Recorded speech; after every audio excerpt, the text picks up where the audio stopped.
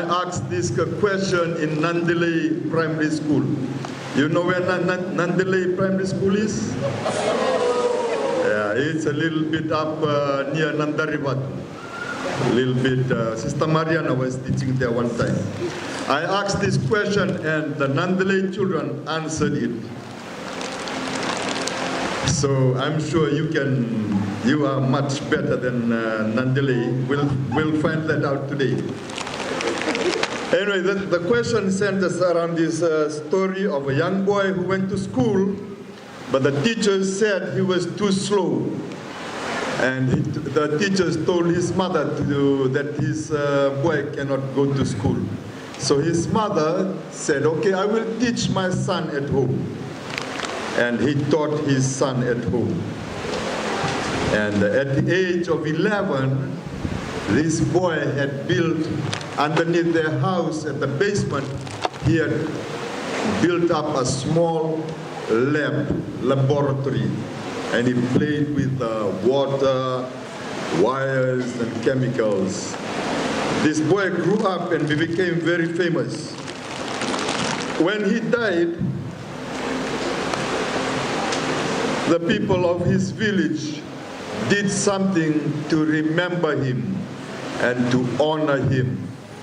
So on the date of his death, I think it's in February something, on that day, in the night, they will turn off the lights in the village to remember this famous boy who was too slow to learn but became very famous because he did something great in the world.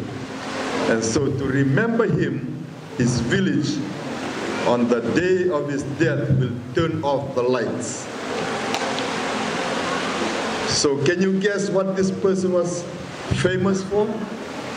Yes. All right, you got the first point there, because he was the first person to invent the tube light. And now we have digital cameras, but in those times they had to, go into a dark room and flick the light, take the photo. And this man too was responsible for that. So this boy became famous because he was the first to invent the tube light. Okay, the question is, who is this boy's name?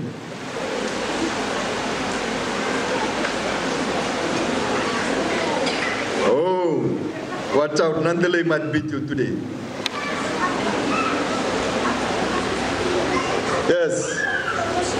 Okay, very good. Give a big clap to that.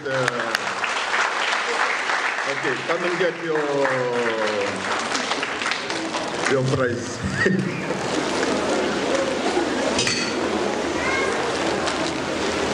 Okay, this is from Frau.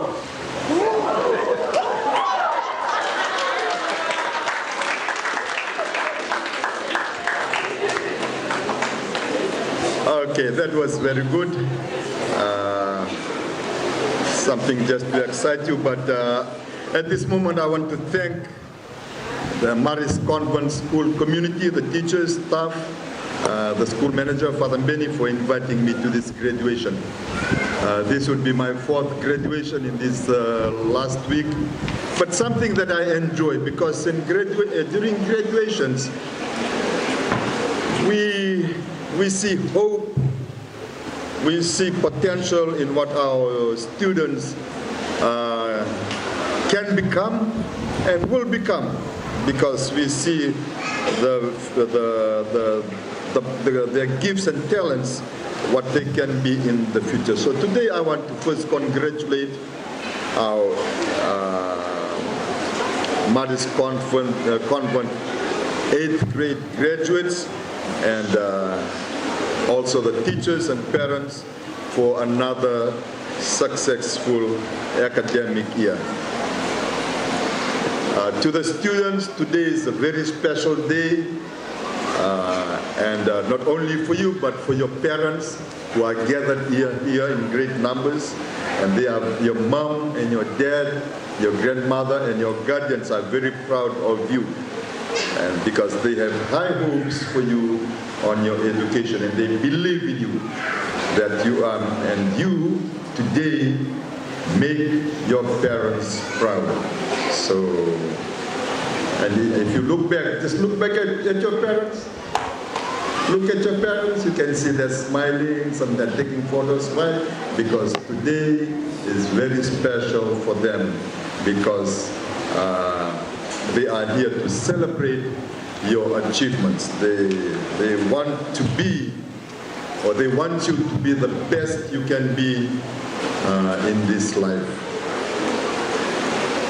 In a very special way, I want to congratulate our Year 8 graduates.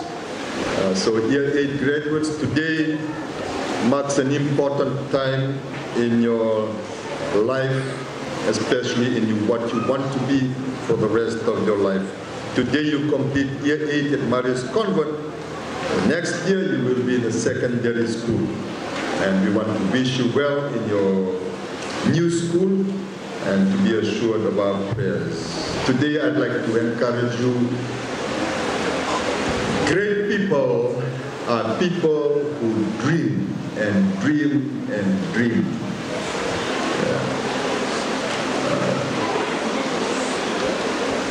Who I am today is something that is part of God's plan, but my own education is part of a dream, a passion, a desire that goes deep down in my heart.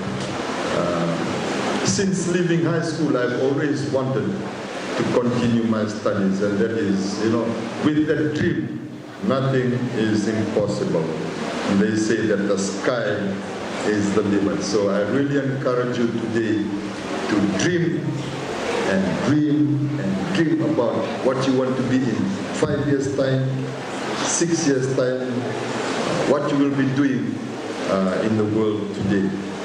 I found this very interesting quote. Somewhere it says, in this world today, it's about internet and everything. He says, the quote says, you can Google for an answer, you can Google for a friend, you can Google for a career, but you can't Google to find what's in your heart. The passion that lifts you skyward.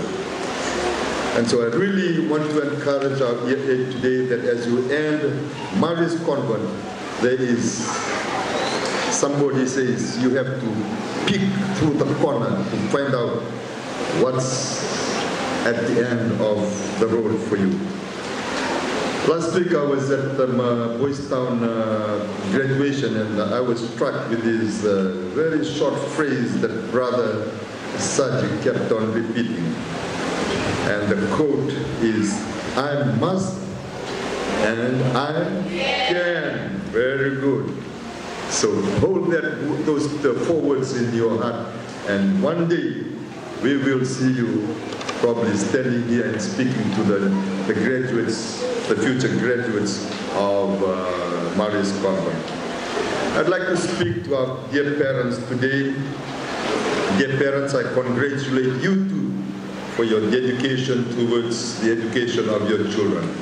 You are fulfilling something that is fundamental to human life, that is education.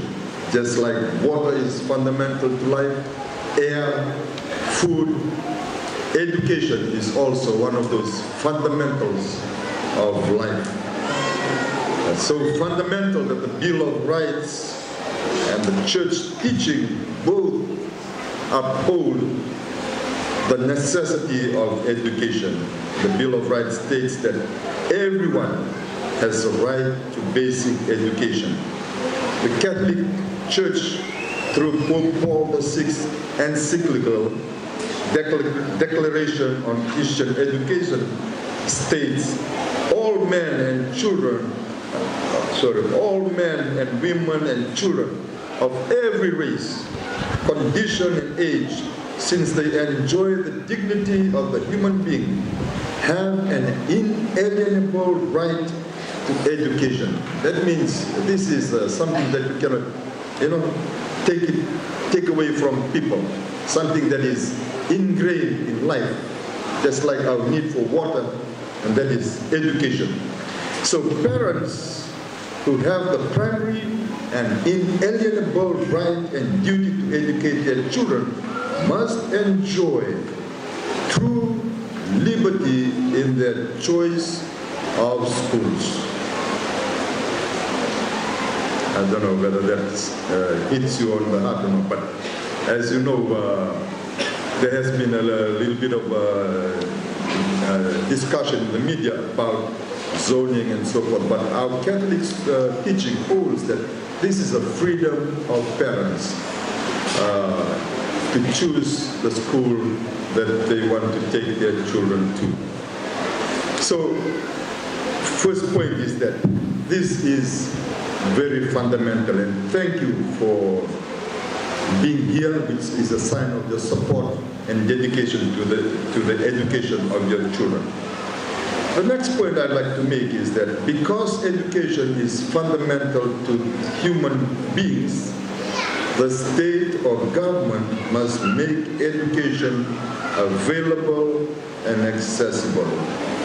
The Declaration on Catholic Education states, consequently, public power, which has the obligation to protect and defend the rights of citizens, must see to it in its concern for distributive justice that public subsidies are paid in such a way that parents are truly free to choose according to their conscience the schools they want for their children.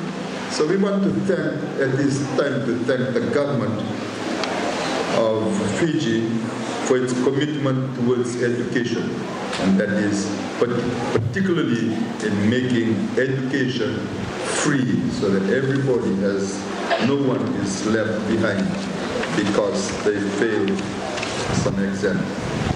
Pope Paul VI, however, cautions us, warns us against school monopolization. He states that while it is the role of the state to make education available to all, it must always keep in mind the principle of subsidiarity so that there is no kind of school monopoly. For this is opposed to the native rights of the human person. So what Pope Paul is saying is that while it is the duty of government to make education accessible, it should always keep in mind the principle of subsidiarity. That means we too have a role, and so that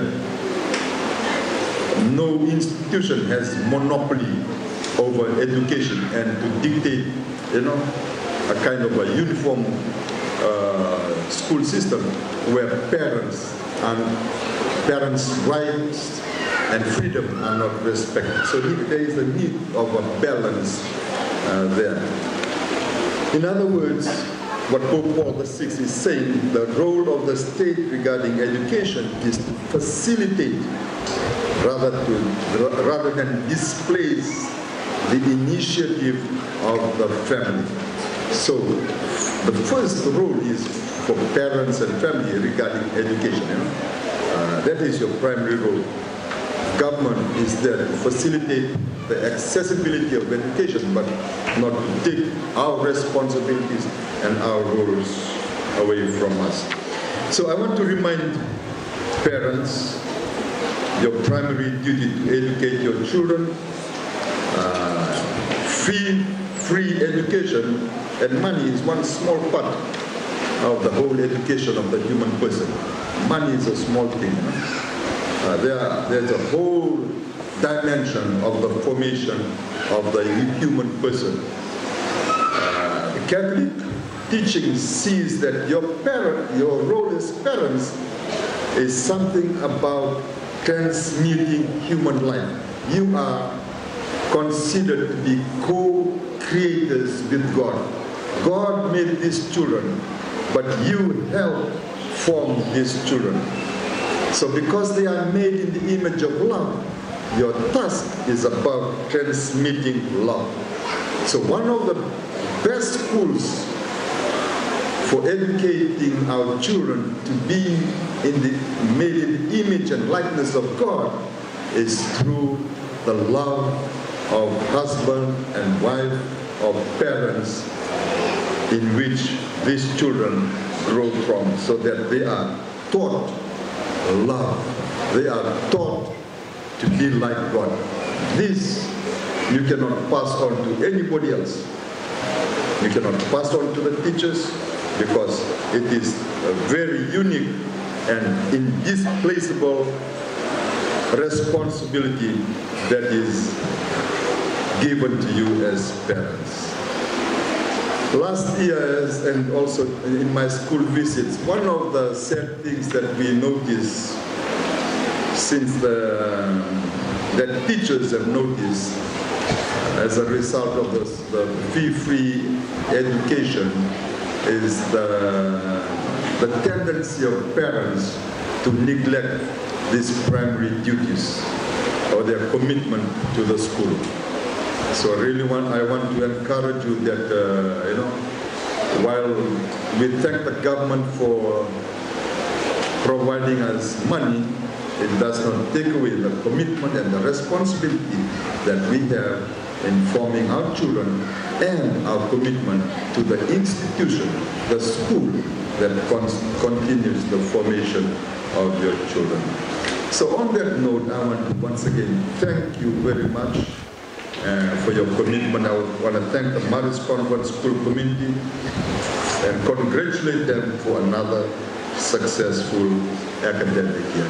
Thank you and God bless you.